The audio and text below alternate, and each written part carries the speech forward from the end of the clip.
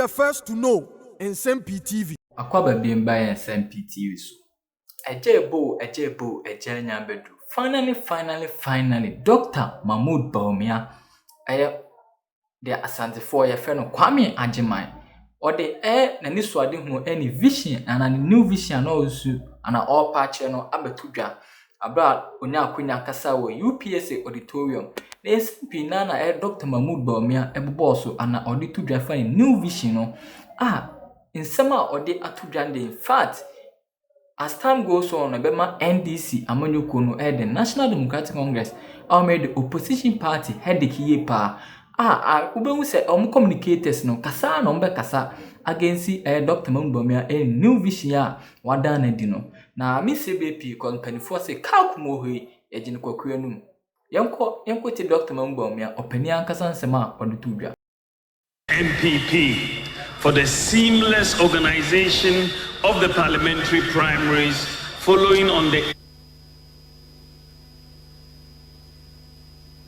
I believe the time has now come for me to speak to you, the good people of Ghana, about my candidature, what we have experienced as a nation, my vision and priorities, and why I believe I am the best candidate for the presidency of this country.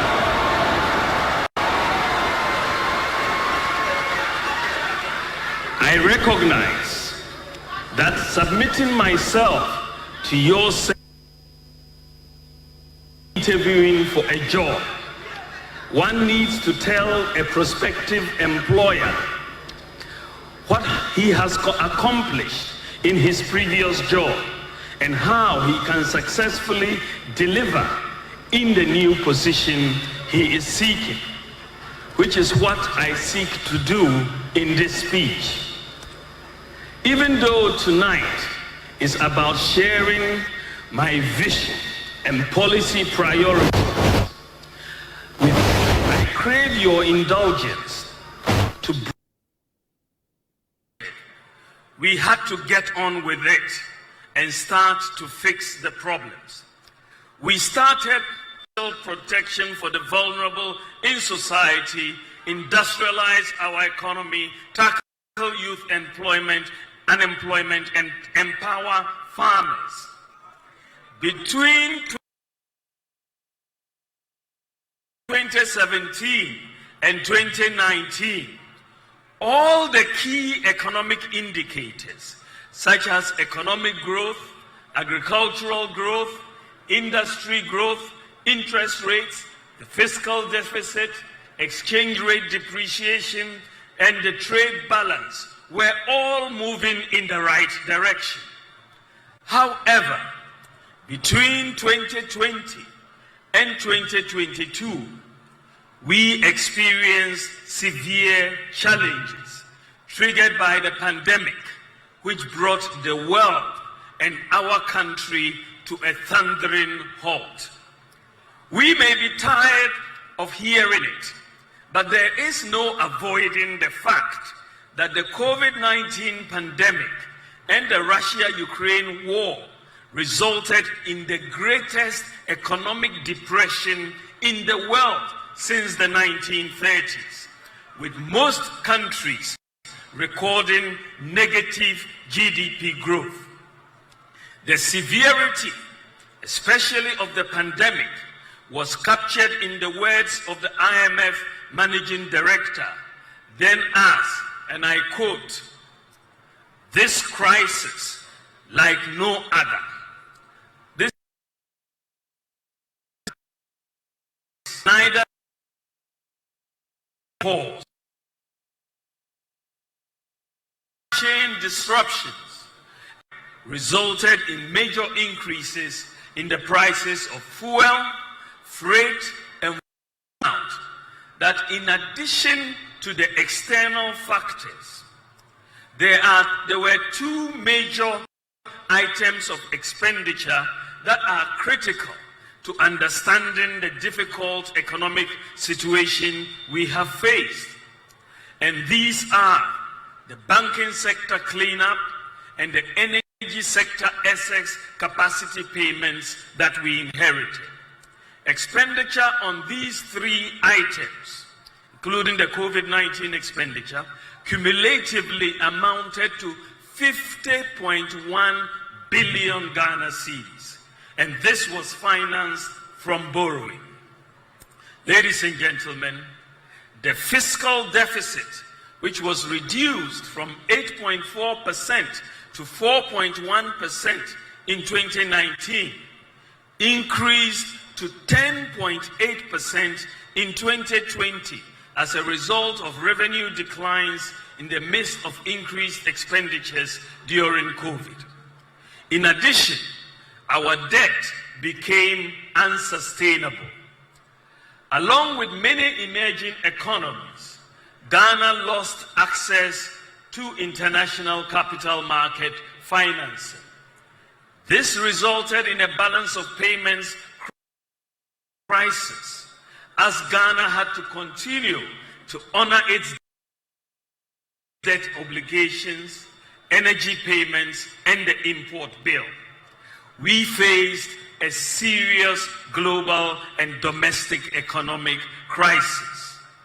There were many who predicted that we were going to end up like the situation in Sri Lanka, with fuel shortages, food shortages, inability to pay workers, doomsday, anarchy, and chaos. Indeed, Ghanaians were hit hard by rising food prices, increased exchange rate depreciation, and rising fuel prices and rising transportation fares. Bondholders also saw a sharp decline in their net worth following the painful debt restructuring program. But with calm leadership and the support and understanding of the good people of Ghana, we have weathered the storm. The government had to seek. I must at this stage salute and give particular recognition to the Bank of Ghana, which has come under unfair criticism for taking the necessary measures which help pull the economy back from the brink. The Bank of Ghana provided needed financing to the government at that critical moment. What the Bank of Ghana did was very responsible in putting the interest of the good citizens of Ghana first. The data which is available shows that the financing provided to the government by the Bank of Ghana was temporary. To government in 5 out of the last 7 years. Zero financing in 2017, 2018, 2019, 2021, and 2023. The Bank of Ghana financing of government in the COVID-19 year of 2020 and the liquidity crisis year of 2022 was because of the domestic and global crisis, with underperforming revenue and no access to international capital markets. Ladies and gentlemen, the good news is that the data shows that the economy is recovering from the crisis we faced.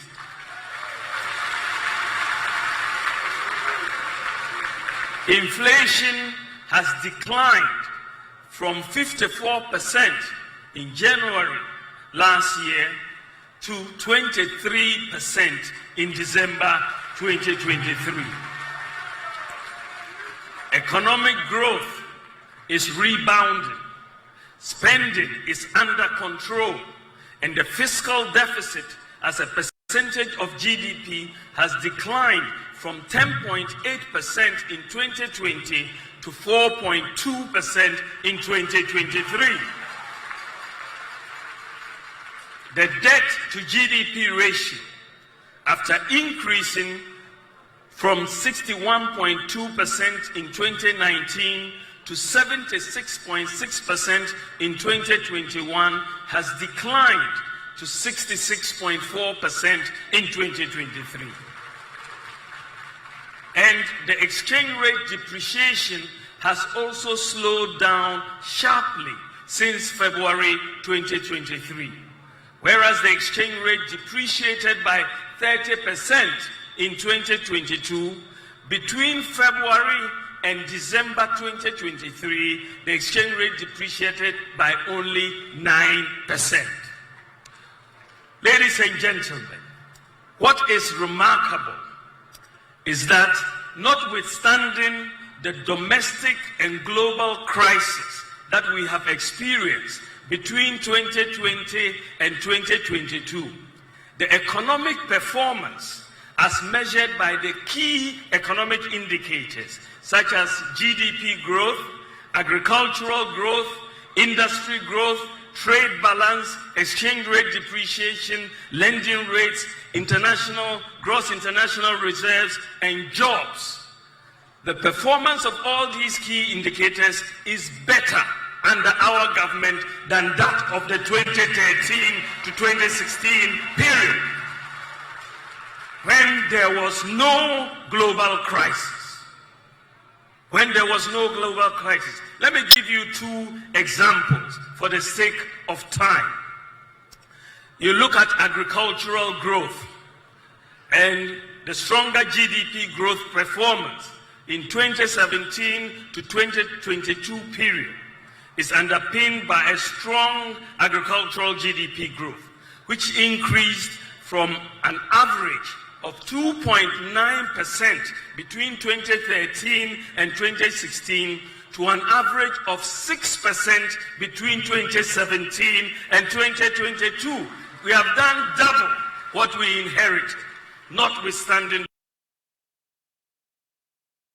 even though there is more to be done. Rice imports, for example, have declined by 45%, from 805,000 metric tons to 440,000 metric tons between 2021 and 2023. The goal is to be a net exporter of rice by 2028. It is clear that some of our policy interventions, such as planting for food and jobs, have borne fruit. I now tackle exchange rate depreciation. On the performance of the cedi exchange rate, it is also interesting to note that between 2013 and 2016, just before we came into office, the cedi depreciated by an average of 17.7% annually. But since 2016, between 2017 and 2020, there was a significant in the average and 2022 to be 10.75, is lower than that we inherited from the 2013 to 2016 period. Let me talk about jobs. What is probably the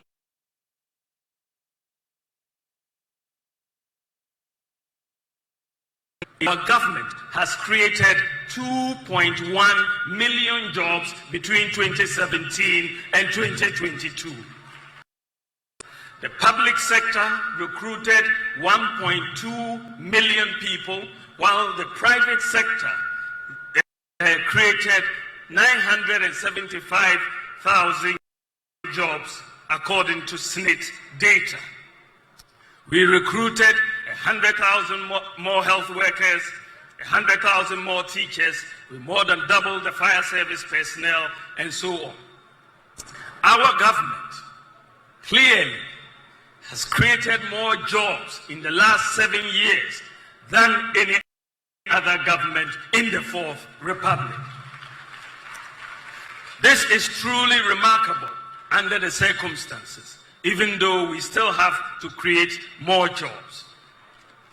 Ladies and gentlemen, clearly, notwithstanding the economic crisis, this government has been able to steer the ship of the nation away from catastrophe.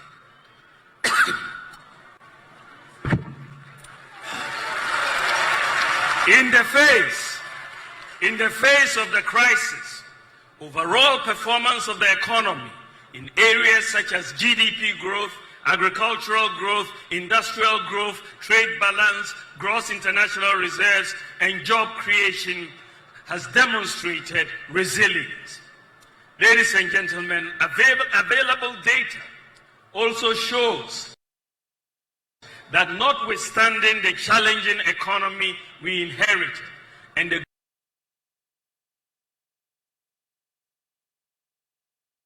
economic crisis that ensued, I will only be able to enumerate a few of these achievements. However, government will soon outdoor our performance tracker in the next few weeks, which will detail all of our achievements in every sector and every district in the Republic of Ghana. But I'll name just a few of the achievements. We have undertaken a major roads construction and rehabilitation program across the country, over 11,674 kilometers of roads according to data from the Ministry of Roads and Highways. I am not aware of any government that has done as much in the road sector since 1992. We have initiated and overseen the construction and rehabilitation of more railways than any other government since 1992. Achimota in Sawam, Accra Tema, Kojokrom Takwa, Kojokrom Manso, and Tema Mpakada. We have extended the rural telephony network to more areas than any other government since 1992. We have increased the network from 78 sites to 1,008 sites.